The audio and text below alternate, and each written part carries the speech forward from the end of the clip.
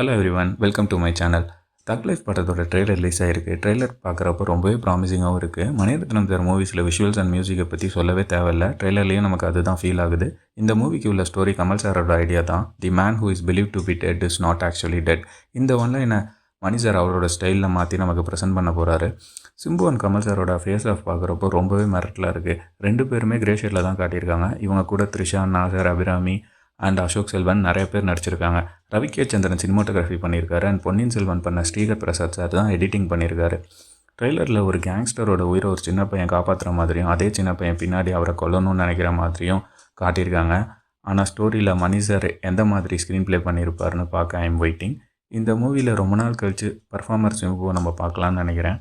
நான் இந்த படத்துக்கு ரொம்பவே வெயிட் பண்ணுறேன். ஜூன் 5 ஃபர்ஸ்ட் ஷோ பார்த்துட்டு என்னோட ரிவ்யூவை நான் ஷேர் பண்ணுறேன். உங்களோட இந்த மூவிக்கு இருக்கிற எக்ஸ்பெக்டேஷன்ஸை கமெண்ட்ஸில் சொல்லுங்கள். நெக்ஸ்ட் வீடியோவில் சந்திப்போம்.